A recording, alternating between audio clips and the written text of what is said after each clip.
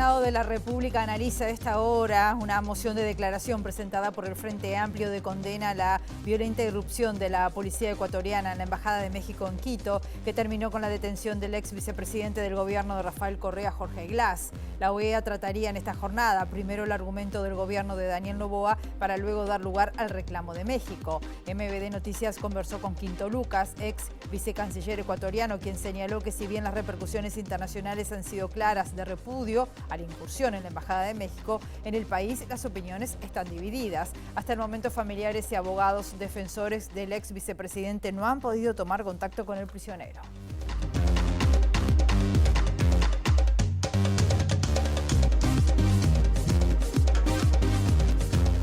¿Cómo están? Bienvenidas, bienvenidos a MBD Noticias. Comenzamos con la información con 24 grados a esta hora, en una jornada que va a seguir así, con el cielo algo nuboso y nuboso, según nos está diciendo Inumet. Estamos viendo, como siempre, las cámaras del Centro de Gestión de Movilidad de la Intendencia de Montevideo. Vemos, por ejemplo, que hay algunos puntos complicados en materia de tránsito. Va Ferreira entre Carlos Brusa y Tembetá hasta las 5 de la tarde. Hay reposición de pavimento. Venezuela entre Tierno Galván y Yaguarón hasta las 5 de la tarde hay hormigonado. O Bernardo Susbiela desde Camino Castro hasta Ramón Cáceres. Hasta la tarde también va a haber trabajo de saneamiento.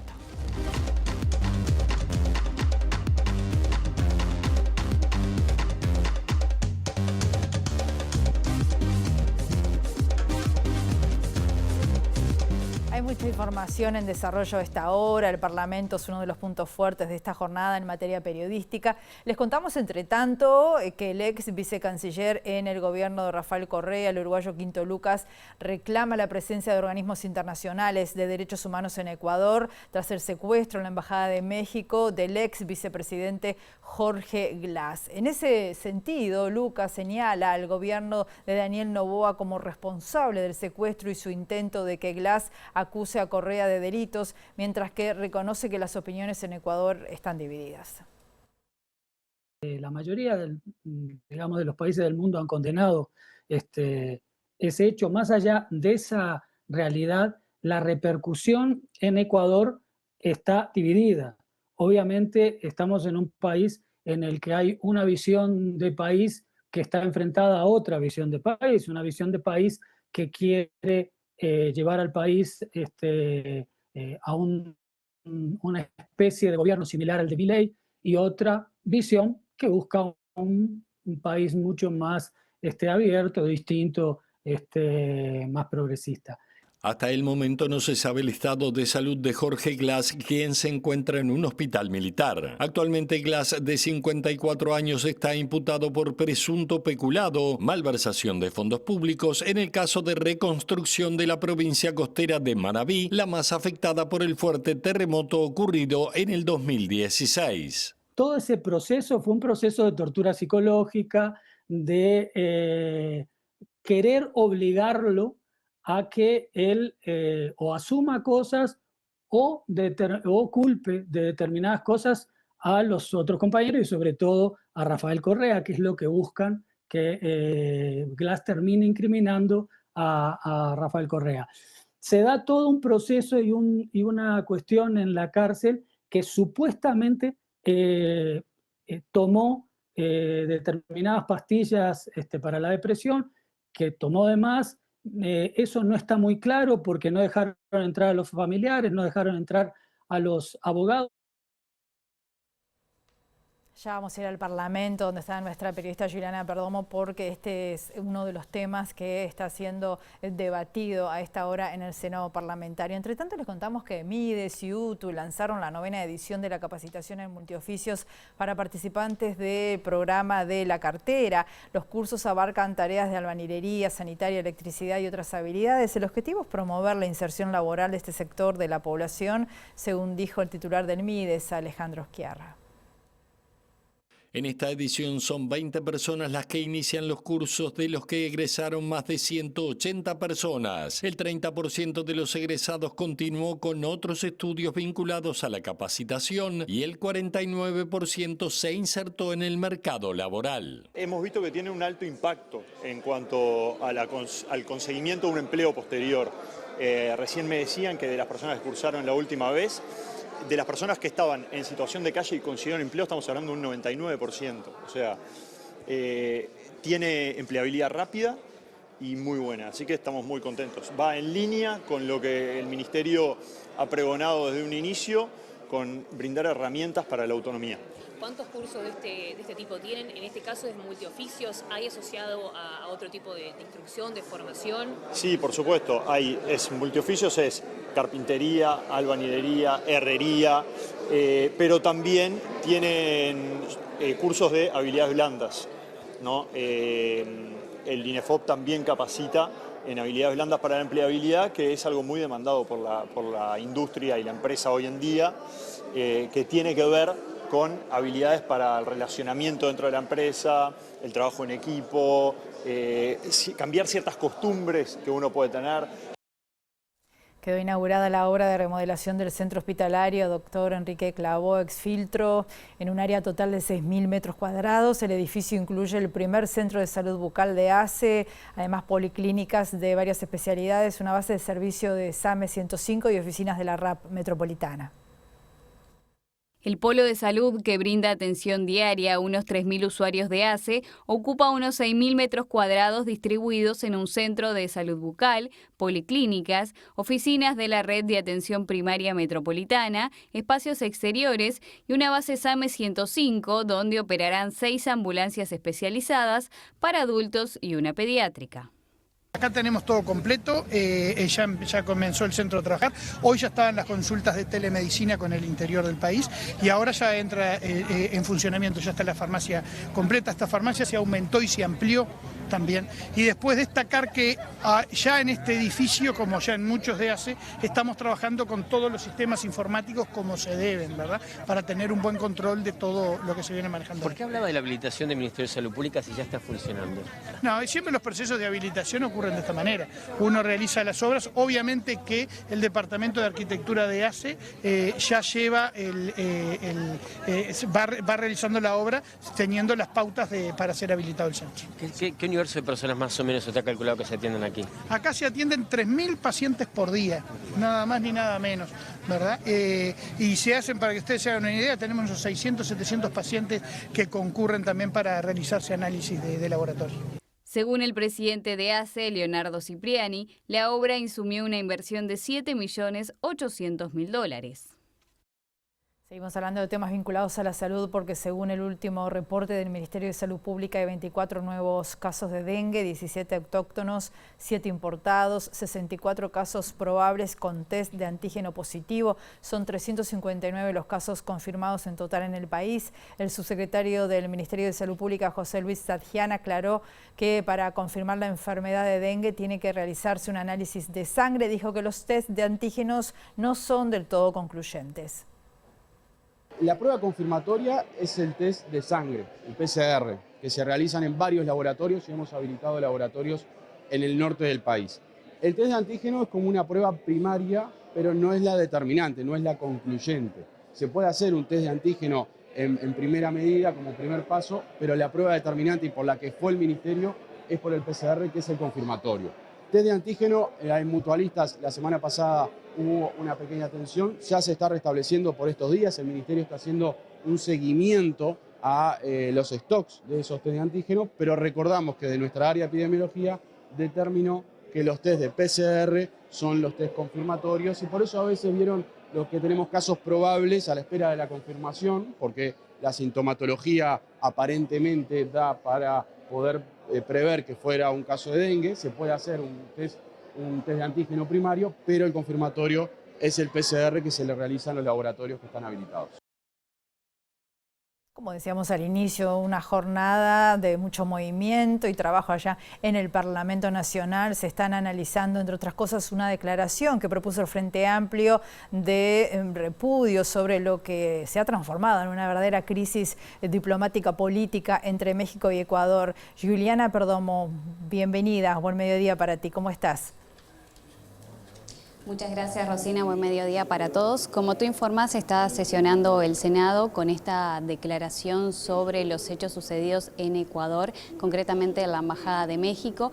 En estos momentos se alteró el orden del día a pedido del senador Luis Alberto Heber y se está tratando el tema de Venezuela, un tema que ya se viene discutiendo hace algunos días y que no va a contar con los votos del Frente Amplio para acompañar la moción que va a presentar la coalición de gobierno. En este caso, también el Frente Amplio, como tú decías, va a presentar en paralelo una declaración en condena, en rechazo a la situación de Ecuador, y se van a estar tratando las dos mociones en conjunto. Hay mucha actividad en el Parlamento porque también paralelamente en el anexo al Palacio Legislativo hay una conferencia por parte del sector Ciudadanos del Partido Colorado con la presencia de Robert Silva, así que nosotros vamos a venir en minutos desde allí con toda la información. Muy bien, Juliana, te esperamos atentamente. El otro móvil está en la Intendencia de Montevideo y novedades importantes porque se están llamando a inscripciones para el Plan ABC. De esos nos va a estar hablando Federico Jurkovic, que está allá en la sede de la Comuna Capitalina. Federico, bienvenido, buen mediodía, adelante, ¿estás por allí? No, no está por allí. Bueno, muy bien, seguimos con la información. Vamos a contarles entre tanto, a ver, así me dicen que sí. Bueno, adelante, Federico. Muchas gracias, Rosina. Aquí estamos en la Intendencia de Montevideo, en la sala Ernesto de los Campos más específicamente, y les explico por qué. Porque desde este lunes se abrió una nueva convocatoria laboral por parte de la Intendencia en el marco de las distintas iniciativas que involucran a las intendencias de todo el país. Hablamos de jornales solidarios, que en este caso se involucra dentro del plan ABC que tiene la Intendencia, y con la secretaria general de la Comuna Capitalina, Olga Otegui, es que vamos a hablar a partir de este momento. Siempre genera mucha expectativa, mucha esperanza la posibilidad de un trabajo, y en el sector público también. Olga, bienvenida, gracias. Bueno, muchas gracias a ustedes. Sí, es así. A partir de este lunes empezaron las inscripciones. Son de lunes a jueves, el jueves hasta última hora de la noche, hasta las 12 horas. Se podrán inscribir. Las inscripciones son por web, está el formulario ya. Así que bueno, estamos esperando que sea mucha gente la que se inscriba. Los requisitos son personas de entre 18 y 65 años y lo único que tienen que cumplir es que no pueden tener ningún tipo de ingresos, ya sea ni por retribuciones personales, ni subsidio, ni pensiones, ni jubilación. Eso es lo único que se pide y bueno, y que completen el formulario. Está bien dicho, son parte de los jornales solidarios que nacieron en una coyuntura bien específica del país, pero que se vinieron para quedarse porque siguen siendo necesarios. Bueno, yo creo que es parte de una definición que se tomó desde el Ejecutivo. Hoy es una definición aprobada por el Congreso de Intendentes. Estamos hablando de 9.000 cupos en todo el país y en el caso de Montevideo son 2.340. Hay una cifra que creo que es lo que puede mostrar cuál es la situación que tenemos. Al día de hoy, o sea, las inscripciones empezaron el lunes. Al día de hoy, en todo el país, para los 9.000 cupos, hay inscriptos 97.000 personas. Para Montevideo, que son 2.340 personas que puedan ingresar a trabajar para este cuatrimestre, ya tenemos inscriptos 24.000 personas. 2 días o un día y algo, ¿no? Sí, y esto cierra hasta el jueves, lo decía la secretaria general. Evidentemente los cupos no dan para todos, hay un sorteo. Seguro. Nosotros estamos esperando que seguramente para Montevideo se inscriban más de 30.000 personas, así que vamos a hacer un sorteo. Está previsto que sea el 23 o 25 de abril, estamos ahora cerrando ya la fecha.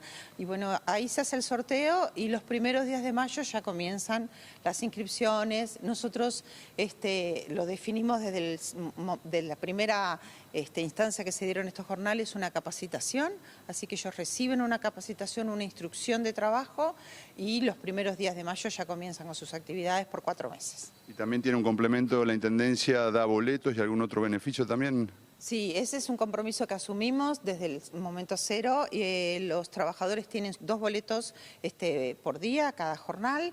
Además tienen sus uniformes y bueno, y por supuesto que la Intendencia pone todo lo que sea los implementos de trabajo. Para cerrar, Otegi, ¿qué expectativas, qué experiencia, qué devolución tienen de las personas que pasan por este programa, sabiendo que es acotado en el tiempo, pero que sin embargo da una posibilidad de vincularse laboralmente? Bueno, nosotros tenemos los resultados que hemos tenido han sido totalmente exitosos. Trabajamos muy cerca de todas estas personas que ingresan con nosotros, tratando de que se vinculen con los funcionarios, que trabajen muy cerca a todas las otras instancias o vínculos funcionales que tiene la Intendencia, y realmente es un éxito para nosotros y para ellos. Porque además de las capacitaciones que damos, ellos tienen la posibilidad de acceder a una plataforma durante todos sus 4 meses de trabajo, una plataforma que los pueda formar. Y así tenemos hoy gente que tal vez estaban trabajando en salud con nosotros, pero se estaban formando a través de esa plataforma en informática.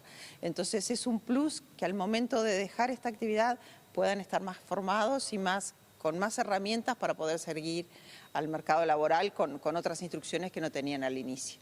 Ahora sí, en el cierre, ¿me recuerda los números que ya se han inscrito a más de 24 horas apenas de iniciado? Bien, para Montevideo, que el cupo es de 2.340 personas, se han inscrito más de 24.000. Muchas gracias. Era la secretaria general de la Comuna Capitalina, Olga Otegi. Entonces recordamos, hasta el jueves 11 hay posibilidad de inscribirse, todo a través de la página web de la Intendencia, allí pueden ingresar. Muchas gracias, Rosina, seguimos contigo.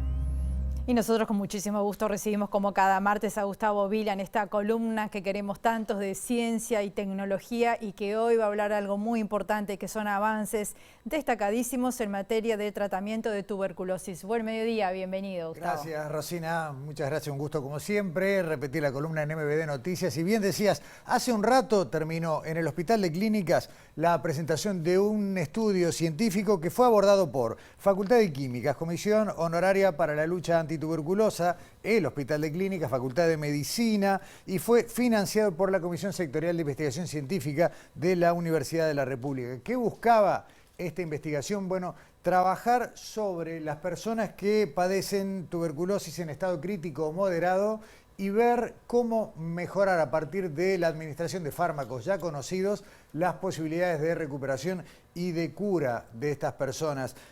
Una investigación que se desarrolla en Uruguay, no es habitual, y eso está muy bueno porque además se adapta a particularidades de nuestro país. Estamos en comunicación a través de enlace virtual con el doctor Manuel Ibarra, del Departamento de Ciencias Farmacéuticas de Facultad de Química de la Universidad de la República, responsable del proyecto. Manuel, bienvenido a MBD Noticias, buen día. Buen día, Gustavo. Muchas gracias por la invitación. Buen día a la audiencia. Gracias a ti, Manuel. Un placer estar con ustedes. ¿Durante cuánto tiempo se desarrolló esta investigación? Este proyecto, que tiene financiación por la Comisión Sectorial de Investigación Científica de UDELAR, comenzó en 2021. O sea que algo un poquito menos de 3 años. Perfecto. Y trabajó con 99 pacientes hospitalizados, moderados o críticos con tuberculosis. Exacto, fue un estudio observacional donde no se hicieron cambios sobre el tratamiento que reciben los pacientes, pero sí se recolectaron información para entender mejor cómo los tratamientos que se están estableciendo en pacientes hospitalizados, pacientes críticos y pacientes no críticos, están resultando en términos de la exposición a los fármacos que se administran de primera línea, que son isoniazida y rifampicina. Hoy lo estándar es que un paciente recibe una cantidad predeterminada en cuanto a dosis y en cuanto al volumen de cada dosis. Lo que ustedes hicieron fue ver si realmente darle lo mismo a todos los curaba a todos igual.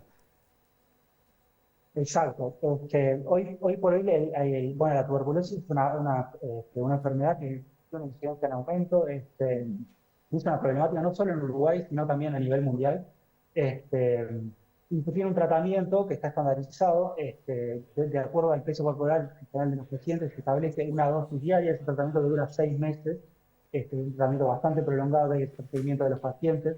Y hay variabilidad entonces entre la dosis que se administra y qué tanto del fármaco, o sea, del principio activo, de lo que realmente hace el efecto, llega al organismo del paciente para generar un efecto, tanto beneficioso como tóxico. Y en ese marco lo que hicimos fue medir en los pacientes esa relación, medir qué concentración, qué tan expuestos a los fármacos están los pacientes luego de recibir los tratamientos estandarizados. Y ahí encontramos resultados bastante interesantes en este estudio que se hizo en 3 centros, en el Hospital Español, en el Hospital Pasteur, los de ACE, y en el Hospital de Clínicas de la Universidad de Granada. O sea, se tomaron parámetros. Por un lado, lo que sería la metabolización de cada organismo, que seguramente no es igual, parámetros genéticos, además de género, de alimentación, hábitos, y a partir de ahí se entiende que lo mejor es personalizar el tratamiento para cada paciente. Bien. Lo que apunta este proyecto es a un primer escalón en lo que es la investigación, lo que podemos aportar desde el punto de vista de estudiar qué exposición están teniendo los pacientes y también en generar herramientas que permitan, herramientas computacionales de modelado y simulación, que permitan informar la toma de decisión, por ejemplo, para decir, bueno, qué dosis necesita cada paciente. Estas herramientas integran las características de los medicamentos, pero también las características de los pacientes. Y una característica fundamental en el estudio que hicimos fue, la parte genética, evaluar la capacidad de metabolización, de eliminación que tienen los pacientes desde el punto de vista genético para uno de los dos principios activos, que son los dos de primera línea, que es isoniazida. Hay pacientes que metabolizan rápido, otros lentos y otros intermedios. Pero nosotros integramos eso y eso es un resultado significativo del proyecto, que es integrar esto para entender mejor y predecir mejor qué función va a tener un paciente después de administrarle un tratamiento estándar, por ejemplo, y cómo después podemos optimizar ese tratamiento para las necesidades de cada paciente. Bien, 2 preguntas finales, Manuel. Primero, vos decías, este es un escalón, una aproximación. ¿Qué herramientas generó para quienes hoy pueden tener una situación, estar padeciendo la tuberculosis? De hecho, vos me comentaste en privado que dentro de esta investigación recibieron incluso alguna muestra de gente que estaba con un cuadro como trabado y que a partir de esta intervención se logró mejorar esa situación sanitaria. Entonces, bueno, ¿cómo sigue? Sí, bueno, lo primero que estableció este proyecto fue una plataforma para poder medir, una plataforma analítica para poder medir la cantidad de estos fármacos en sangre de los pacientes. Estos fármacos están recomendados su seguimiento, su monitoreo de concentraciones, porque son fármacos que se llaman de estrecho margen terapéutico. Un poquito más o un poquito menos de exposición puede hacer la diferencia entre lograr los resultados que queremos, obtener toxicidad en el paciente o efectos subterapéuticos que pueden conducir a resistencia. Entonces, establecer esta plataforma fue importante. Luego, aplicar los métodos de modelado y simulación que nos permiten aprovechar mucho mejor los datos que recabamos para hacer proyecciones a nivel de cada paciente, a nivel individual. Y en ese marco tuvimos acercamientos de distintos pacientes, de distintos centros que no estaban inicialmente incluidos, donde estaban transitando por... había complejidades, no se veían los resultados que se querían en el tratamiento, y el monitoreo, la medición más el modelado sirvió para ajustar un poco y que tuvieran una evolución más favorable. Bien, la última, uno asocia este tipo de investigación más que nada con el conocimiento que se desarrolla en el ámbito de Facultad de Medicina. Sin embargo, acá hay un rol clave de Facultad de Química. A cuenta de mucho más, ¿cuál es el aporte sobre esta evaluación de, por ejemplo, biodisponibilidad de fármacos y demás desde Facultad de Química y de tu área, ¿no?, del Departamento de Ciencias Farmacéuticas? Bueno, sí, como químicos farmacéuticos, químicas farmacéuticas que tenemos en nuestro grupo del área de farmacia terapéutica, del Departamento de Ciencias Farmacéuticas de la Facultad de Química, entendemos que el químico farmacéutico es un profesional de la salud que tiene mucho para aportar en el conocimiento de lo que es cómo un medicamento actúa en un paciente y qué distintas variables podemos optimizar vinculadas con el medicamento en un tratamiento.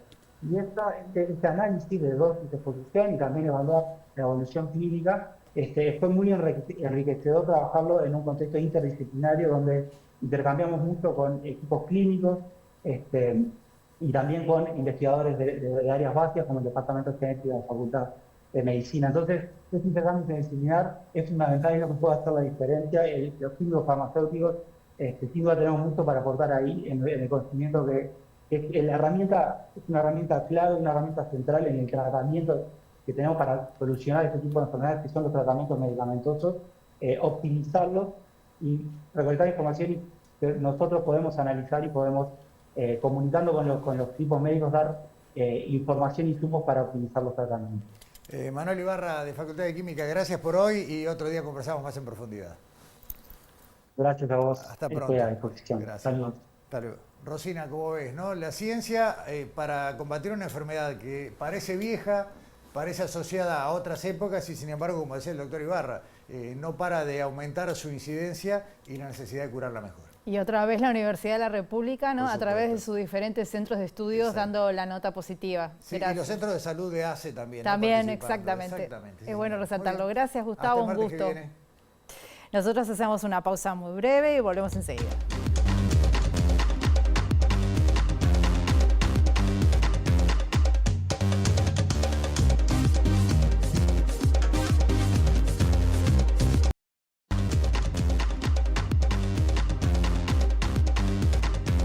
Presenta Jardín de las Mascotas, primer cementerio, parque y crematorio para mascotas de compañía. Conozca nuestros planes de afiliación y obtenga la tranquilidad de tener una cobertura digna para su mascota. Afilie sus mascotas a nuestros servicios de sepulturas o cremaciones. Brindamos atención y asesoría personalizada. Jardín de las Mascotas, líderes desde 1995, trabajando con los valores de respeto, atención y confianza.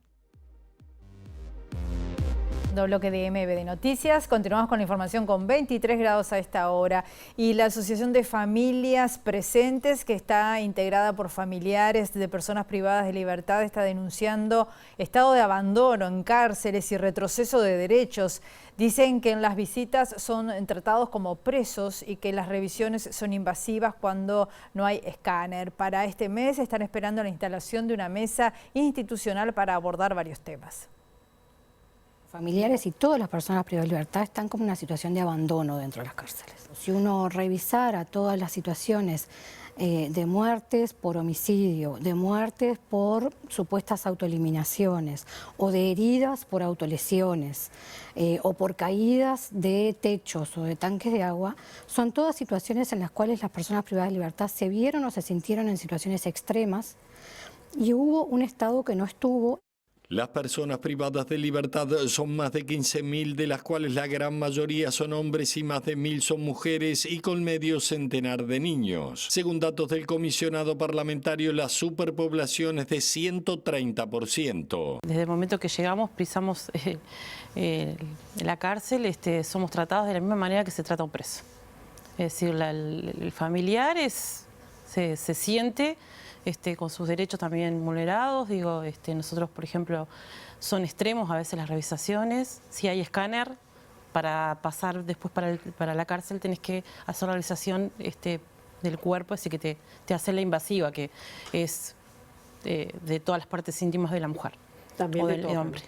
Familias presentes se sienten escuchadas, pero no hay cambios en el sistema y sí retrocesos normativos. Que se han eliminado derechos que las personas tienen para libertades anticipadas, redenciones de penas, salidas transitorias, y hay más delitos que permanecen por más tiempo porque se aumentaron las penas. Entonces hay que pensar en medidas alternativas a la privación de libertad, pero todo eso también hay que pensar que es dinero. Varias organizaciones de la sociedad civil reunidas en la Asociación Nacional de Organizaciones No Gubernamentales, estamos hablando de ANONG, han presentado 18 informes para el examen periódico universal que en el marco de la ONU evalúa el cumplimiento de los derechos humanos, esto en los distintos países. En esta jornada dialogaron sobre estos informes con legisladores. Son muchísimos los temas que se instalaron en este proceso. Temas vinculados a lo que es memoria y justicia, vinculados a violencia de género, situación de las infancias, a lo que tiene que ver con el endeudamiento de las familias, a situaciones vinculadas con el medio ambiente y el acceso al agua, la situación carcelaria y reclusión. Hay muchos informes que plantean los déficits a nivel de la garantía de derechos humanos en el sistema carcelario, regresiones en términos normativos, especialmente para las situaciones de adolescentes en conflictos con la ley penal, situaciones vinculadas a derechos sexuales y reproductivos, lo que tiene que ver con el embarazo adolescente, situaciones vinculadas a la necesidad de la educación integral de la sexualidad, la necesidad de generar informes sobre la situación de niños y niñas en situación de calle, que claramente están muy atrasados los datos en ese sentido. Tras las recomendaciones que en mayo se le hagan al país desde Naciones Unidas, desde ANONG tienen previsto un proceso de monitoreo y seguimiento, entablando un diálogo con el gobierno para implementar dichas recomendaciones. Volvemos al Parlamento porque el sector Ciudadanos del Partido Colorado convocó una conferencia de prensa hace algunos minutos para hacer anuncios que tienen que ver con iniciativas legislativas. Juliana, contanos, adelante. Rosina, buen mediodía. Ahora sí los convoco desde el anexo porque acaba de finalizar la conferencia del sector Ciudadanos, donde se acaba de anunciar que recorrerán los mecanismos legislativos para poner en marcha otra vez el proyecto de ingreso a las intendencias por concurso que había planteado el ahora fallecido senador Adrián Peña, y estamos con el precandidato colorado Robert Silva. Gracias por estos minutos. Bueno, Silva, ¿por qué se decide retomar este proyecto y cuáles van a ser esos mecanismos que tienen que impulsar? Es una política que nosotros venimos defendiendo, que la tenemos en nuestra propuesta de gobierno, lo hicimos en el tema de seguridad, Adrián Peña lo presentó en el Senado, pero además nosotros nos comprometimos como partido político y todos los partidos de gobierno se comprometieron en esto, que es el compromiso por el país. En el capítulo 2 está claramente establecido que se van a llevar adelante las acciones para que las personas contratadas en los gobiernos departamentales ingresen por concurso.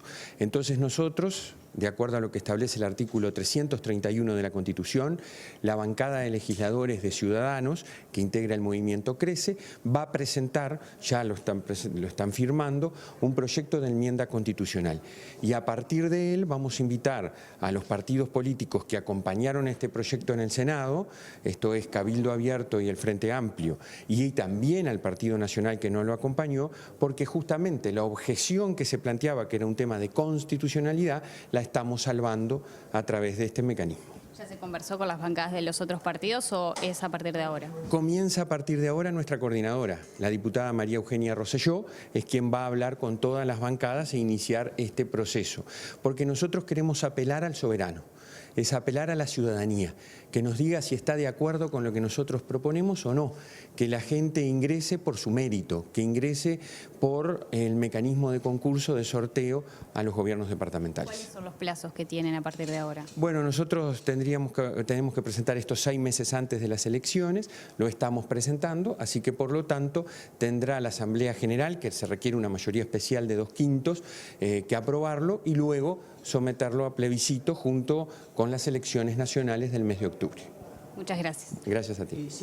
Bueno, Rosina, era la palabra del precandidato colorado Robert Silva a propósito de este proyecto de ingreso por concurso a las intendencias. Se va a comenzar a dialogar a partir de ahora con la bancada de los otros partidos políticos. Muchas gracias, Juliana. Seguimos hablando del Parlamento, en este caso porque por segundo año consecutivo el Parlamento uruguayo se ubicó en el rango de los más opacos y cerrados de América Latina. Esto de acuerdo al índice que elabora desde el año 2011 la organización Transparencia Legislativa. Entre los 14 países analizados, Uruguay está en el puesto 11, solo mejor que Honduras, Bolivia y República Dominicana.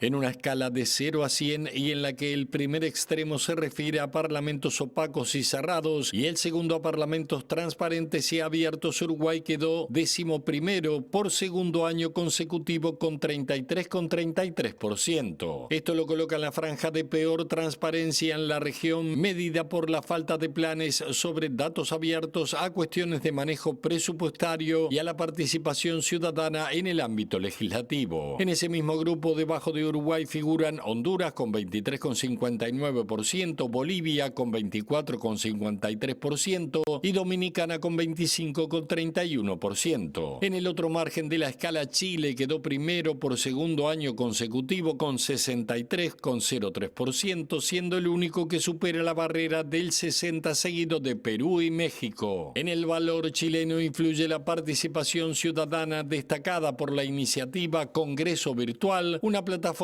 que permite que la ciudadanía acceda a los proyectos de ley y participe en el debate. El índice latinoamericano de transparencia legislativa se elabora desde 2011 por la Red Latinoamericana Transparencia Legislativa, integrada por 32 organizaciones civiles y se compone de 58 indicadores y 4 variables: normatividad, labor del Congreso o Asamblea, presupuesto y gestión administrativa y participación ciudadana. El informe informe 2023 se presentó en Panamá y fue el primero post-pandemia que también impactó en la labor legislativa y la participación ciudadana. En este sentido, el informe registró un leve avance de los poderes legislativos a pesar de que la mayoría presenta importantes deficiencias en la apertura de información y en la rendición de cuentas de sus legisladores y asesores.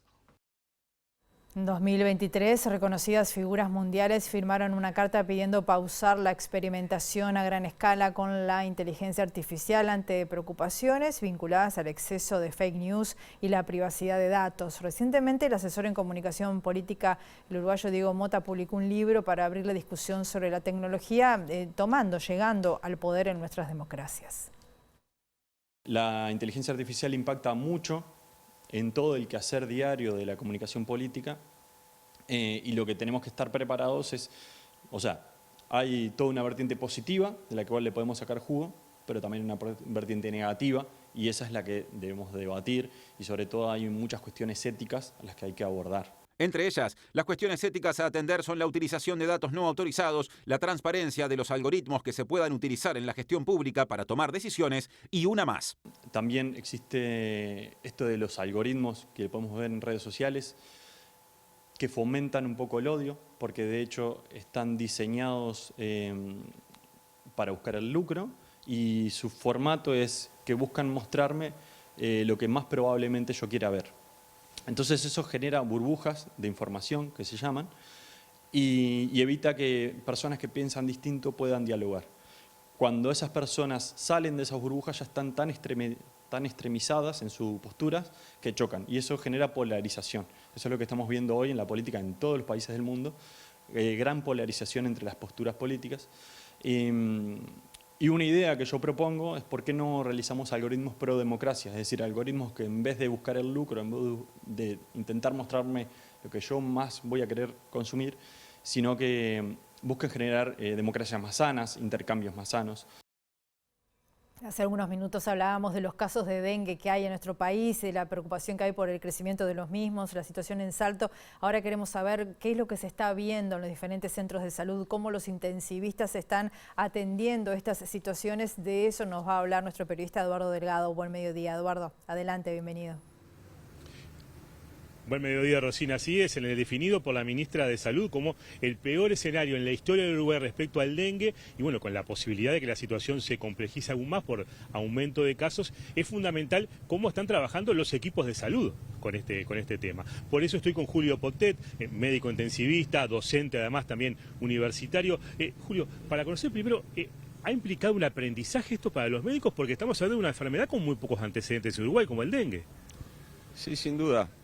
Si bien nos antecede hace 8 años un brote que se describió de casos sobre todo importados y ahí ya hubo alguna actividad de capacitación, esto sin duda llevó a la explosión de actividades de capacitación a todos los niveles para los médicos, desde los médicos de atención primaria hasta los médicos del tercer nivel en la terapia intensiva. ¿Y quiénes son las referencias a nivel internacional que tienen mayor expertise en el tratamiento? Bueno, hay varios colegas referentes con experiencia que además nos hemos apoyado en ellos, sobre todo por razones de cercanía y porque además son los focos que han sido, digamos, vectores de casos importados, como el norte argentino y Brasil. Así que hemos estado en contacto sobre todo con los colegas de Argentina que viven esta situación ya desde años y con amplia experiencia, ¿no? Y Julio, ¿hay protocolos de actuación, están preparados para afrontar esta situación? Sí, la preparación está. A nosotros, personalmente, lo que nos falta es la experiencia personal que se adquiere viendo muchos pacientes con esta enfermedad, que en la mayoría de los uruguayos no la tenemos. Hemos visto unos pocos, pero los protocolos son bien claros, el tratamiento está bien determinado. Y el quid de la cuestión pasa por la detección precoz, la sospecha clínica precoz de un paciente que puede tener un dengue, ¿no? Justamente asesoremos a la población cuáles son los principales síntomas a tener en cuenta. Bueno, tiene que quedar claro que el dengue tiene 3 fases, pero la primera para las personas que conozca es una fase que se llama febril, el paciente siempre tiene fiebre, muchas veces salta, y habitualmente eso dura 3, 4, no más de 5 o 6 días. Dura siempre menos de una semana, y a esa fase febril se puede acompañar de lo que se llama síntomas de alarma, es decir, posibilidades de que es lo menos probable, pero puede pasar la evolución a un dengue grave, que son menos de 5%, ¿no? Pero esos síntomas, vómitos repetitivos, un dolor abdominal intenso que no calma con analgésicos comunes, algunos signos hemorrágicos, o sea, sangrado por la nariz, por las encías, manchas en la piel que son bastante características y los médicos ya lo conocen, algunos síntomas como confusión, la persona pierda la orientación o se desmaye o tiende a hacer una lipotimia por la presión arterial muy baja. Son todos síntomas que al médico le alertan de la posibilidad de que no sea un dengue leve el que esté cursando. Julio, muchas gracias por estos minutos. A las órdenes. Rosina, volvemos contigo. Las palabras de Julio Pontet, una mirada desde la medicina ante esta situación que atraviesa Uruguay respecto al dengue. Muchas gracias, Eduardo. Hacemos otra pausa, Volvemos enseguida.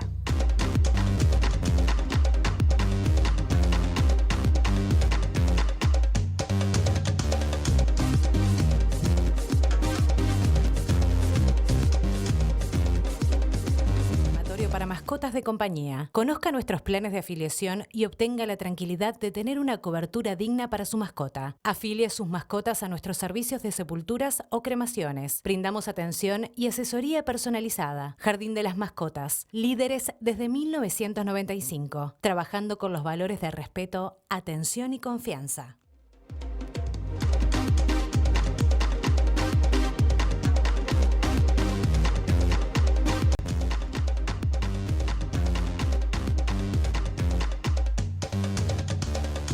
Último bloque de MBD Noticias. Continuamos con información y les contamos que la ministra de Economía, Susana Arbeleche, dijo esta mañana que el Frente Amplio se comió todo lo recaudado cuando fue gobierno, aumentó el déficit fiscal y subió impuestos en el marco de una nueva edición del Foro Económico de la Asociación Cristiana de Dirigentes de Empresa.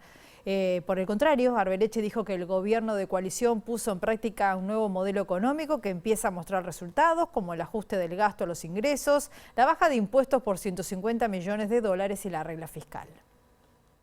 Diría que claramente el gobierno ha implementado, ha marcado un quiebre en lo que es el manejo de la política fiscal. Porque en las administraciones pasadas estábamos acostumbrados a que había aumento de gasto y que los aumentos de gasto se financiaban con aumento de impuestos. Y esto no se dio y marca una lógica absolutamente diferente en el diseño de la política económica. En la administración anterior se comió todos los ingresos de ciclo económico y todos los ingresos extraordinarios y más. Y por eso hubo un deterioro en las cuentas fiscales. Arbeleche habló de los cambios impulsados en el cómputo del IRPF y en el IAS como reducción de impuestos, entre otras medidas que beneficiaron a más de 300.000 personas y significó una reasignación fiscal de 150 millones de dólares en 2023. Vemos que los ingresos en términos del producto en el periodo pasado aumentaron 0,7 puntos porcentuales, desde el 2014 al 2019. En el caso de los 4 años de esta administración, el aumento de los ingresos es de 0,9 puntos porcentuales. Pero ¿qué pasó en la administración pasada? Y ahí va la línea verde. El aumento de gastos en términos del producto aumenta 2,5 puntos porcentuales. En el caso de esta administración, el aumento en los gastos ha aumentado los gastos, pero de forma moderada, dentro de un nuevo paraguas, dentro de un nuevo marco de institucionalidad fiscal que simplificamos con el nombre de regla fiscal. Y ese aumento ha sido de 0,3 puntos porcentuales. Y en el marco de este foro económico organizado por ACDE, el representante de este colectivo de empresarios y empresarias, Marcelo Escabuso, dijo que si bien es muy difícil para ellos tomar una posición enfática respecto al dólar, porque tienen muchas realidades internas, hay sectores como el agro y la exportación que están sufriendo la falta de competitividad por el precio de la moneda estadounidense. Tenemos una amalgama de socios donde no podemos tomar una posición tan enfática como lo hacen otras gremiales. Parte de nuestros socios son favorecidos por este dólar tan bajo y otros son perjudicados. Todos los relacionados al agro y a la exportación están sufriendo falta de competitividad, según ellos, por el dólar. La Confederación de Cámaras Empresariales del Uruguay rechaza la idea de la reducción de la jornada laboral. Entienden que afectaría mucho más a las micro y pequeñas empresas que a las medianas y grandes, según lo advirtió el presidente de la Confederación de Gremiales, Diego O'Neill. Entendemos que una solución así general que no contempla las diferencias, las heterogeneidades, las locaciones, los tamaños de empresa, el acceso al financiamiento, a los mercados, en fin, todo eso es tratar igual a los que son diferentes y nos parece que no es una buena solución. Afectaría mucho más a las micro y pequeñas empresas que a las empresas más medianas y grandes. Y es importante manejar datos de lo que es la realidad empresarial del Uruguay. De acuerdo al Instituto Nacional de Estadística, en 2022 había 212.000 empresas, de las cuales 186.000 son microempresas, que quiere decir que tienen menos de 5 trabajadores. La panadería, la carnicería, la ferretería, no sé, el almacén de barrio y cantidad de empresas de servicios que le venden a otras empresas servicios o particulares, en fin, un sinnúmero. Y cómo afectaría a este tipo de empresas una medida de esta naturaleza. Por eso nos parece que las soluciones generales por la vía legislativa no son lo mejor. Por otro lado, hablar de reducción de la jornada y mantener el salario sin incorporar una discusión sobre la productividad y un acuerdo de productividad que compense esa reducción parece voluntarista, pero no parece que pueda ser una cosa viable. Y sobre este mismo tema, reducción de la jornada laboral, el presidente de la Confederación de Sindicatos de la Industria, Danilo Dárdano, que además es trabajador metalúrgico, dijo que están convencidos que se puede mantener la productividad, ganar mejor y mejorar las condiciones, la competitividad y la producción. No hay un país en el mundo desarrollado que no haya tenido por lo menos una fase importante de industrialización. En Uruguay, en el año 1988 éramos alrededor de 400.000 trabajadores de la industria manufacturera. Hoy, 110.000 cotizantes al BPS. Entonces, estamos yendo a desaparecer la industria, que es donde más se habla de la reducción, no solamente el tema de los servicios, la logística. Si tenés crecimiento, y está bien, y muchos los hablan, lo que está faltando es el apellido desarrollo. Desarrollo industrial, humano, social. Entonces, para nosotros, la discusión de la jornada laboral está inmerso en eso, porque tampoco queremos caer en esa trampa de, claro, ustedes reclaman no perder salario, irse antes con su familia y esto va a redundar de alguna manera en cierre de empresas. No queremos caer en esa trampa, nosotros estamos convencidos que podemos, en general puede haber excepciones, en el mismo tiempo mantener la productividad, ganar lo mismo, inclusive mejorar las condiciones y mejorar la organización del trabajo y en ese marco mejorar la competitividad y la productividad.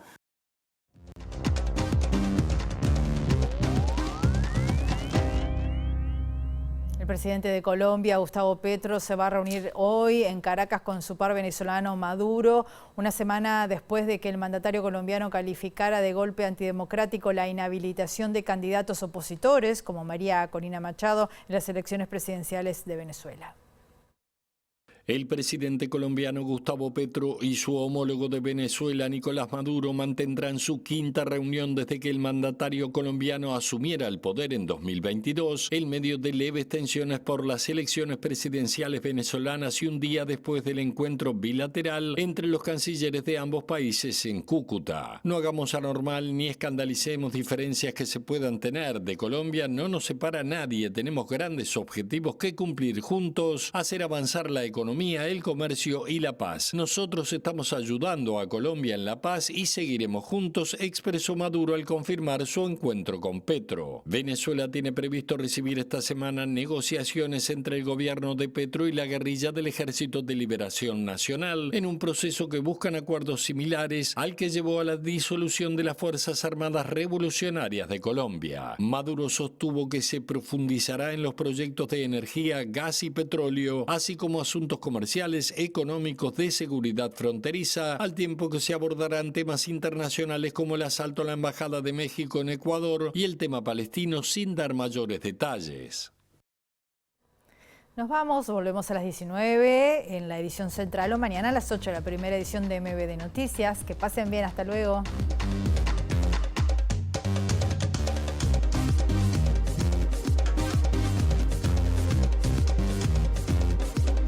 La ministra de Economía, Azucena Arbeleche, dijo que el Frente Amplio se comió todo lo recaudado cuando fue gobierno, aumentó el déficit fiscal y subió impuestos. Ante el Foro Económico de la Asociación Cristiana de Dirigentes de Empresa La Economía, destacó el manejo de las cuentas de su gobierno. La Asociación Familias Presentes, integrada por familiares de personas privadas de libertad, denuncia que las cárceles están en estado de abandono y existe un retroceso de los derechos. Se espera que en este mes se instale una mesa institucional para abordar estos temas. Por segundo año consecutivo, el Parlamento uruguayo cayó en el ranking de transparencia que elabora la organización Transparencia Legislativa. Entre los 14 países analizados, Uruguay está en el puesto 11, solo mejor que Honduras, Bolivia y República Dominicana. Los presidentes de Colombia y Venezuela, Gustavo Petro y Nicolás Maduro, se reunirán este martes en Caracas, una semana después de que el mandatario colombiano calificara de golpe antidemocrático la inhabilitación de candidatos opositores en las elecciones presidenciales venezolanas. El ex vicecanciller en el gobierno de Rafael Correa, Quinto Lucas, reclamó la presencia de organismos internacionales de derechos humanos en Ecuador tras el secuestro en la Embajada de México del ex vicepresidente Jorge Glass.